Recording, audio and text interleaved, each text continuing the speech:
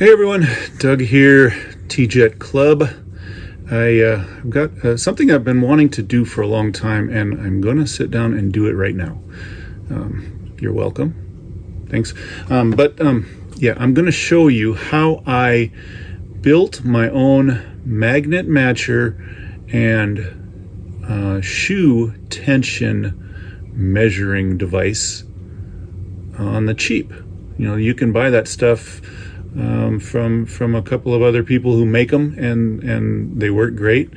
But I decided to figure out how to make my own, and I think I spent less than $15 for both of them. It's actually the same machine that does both things. It matches magnets, and it also gives you a reading on the shoe tension. So I'm going to show you how I did it, and I'll show you the actual thing that I purchased, and I will even give you a link if you want to try and tackle this yourself. So here we go. So this is what I use. It's called a Smart Way Pro Pocket Scale. I got this on Amazon. Actually, Amazon, I've got them, a couple of them before, and when I bought them, they were less than $15. They might be a little bit more now, but this is the one that I use, and I'll explain why this is the specific one I use. And there might be some others that are on the market that are similar, but this is what I use, and you can see it here. I've got it set up right here. So let me go through and show you how it works. So the reason that I picked this one is because it has a plastic covering over the scale that does not make contact with the scale. So I can put something on top of that, and it's not going to give me any measurements or any readings here. So that is important. And let me kind of show you how I went about it. So this is the plastic part, and what I've done is I took a couple of washers and I trimmed them up to about the size, and I took two of them, and one of them was a little smaller than the other, and I built almost like a pyramid so that it sits on the actual scale, but it doesn't make contact with the top plate, and I've glued them to the scale itself so that when I put a magnet on this plastic, it'll actually pick up that steel and give me a negative reading on the scale. And that's how I go and match my magnets. So those numbers that I get don't mean anything to anyone else other than me, but every magnet that I have has a number written on them, both the front magnets and the rear magnets. So when I'm building a car, I can go, and if I want to match them exactly, I can do that, or if I want one stronger than the other, I can do that. So let me show you here real quick how this kind of works. Okay, so here's my unit here. Let me turn it on. Hopefully you can see this working. And once it zeroes out, it will give me a 0. So I can take a magnet, and on this the plastic, I've carved out little squares where the magnet sits, so that the magnet sits in there the exact same place every time. So you can see that whether it's this way or that way, it's carved out there so that each one is going to be sitting exactly in the same spot, so that the readings that I get from one magnet to the other are uniform.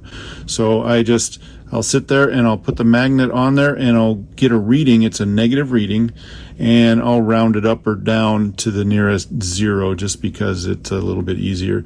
So you can see each magnet that I put on there has got a little bit different reading.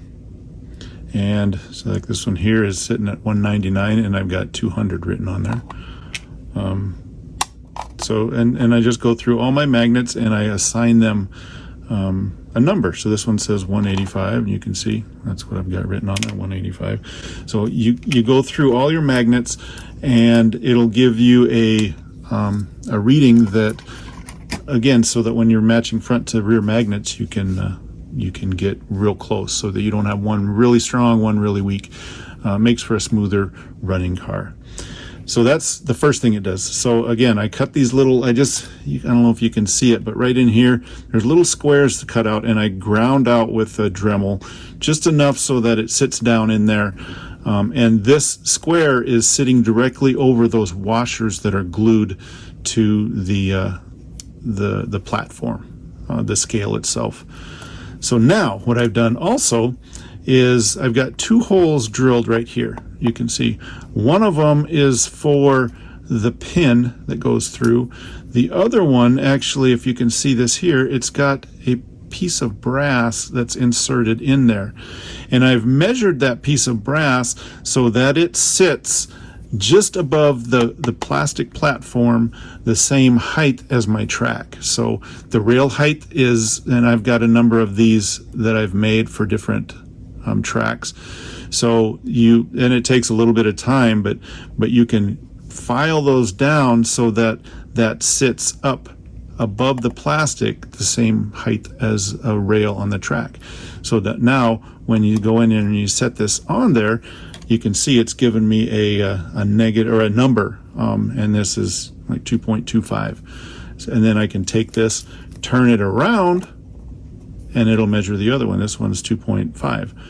And then you can adjust your spring length, or you can squeeze them together, or however you go about adjusting your springs. Or sometimes people bend the shoes so that you can get the shoe tension the same from one to the other. Some people like to actually run one a little bit stronger than the other, and I won't go into that just because that's goes beyond what I'm trying to show here. But I just wanted to show how you can take a scale, an inexpensive scale, and turn it into a $200 or $300 machine. Because if you go and you buy the magnet matcher, and if you buy the shoe tensioning tool, measuring tool, you can spend some money. This I've spent $15 and spent a little bit of time getting it tuned in, but that's what works for me, and this is what I use on every single build that I build. So every car that I got is I can go in and adjust the shoe tension, and then also the magnets itself. So again, here's a picture of what I picked up, and I'll put a link in the description so that if you want to, you can go out and try to find that exact thing, that scale. It's actually a food scale, and start building your own tools so that you can be a little bit more consistent when you race.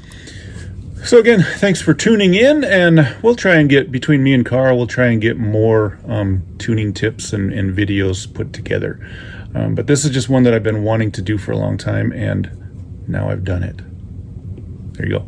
See you guys later. Go to TJetClub.com or Facebook/TJetClub. See all kinds of TJet goodness. Later.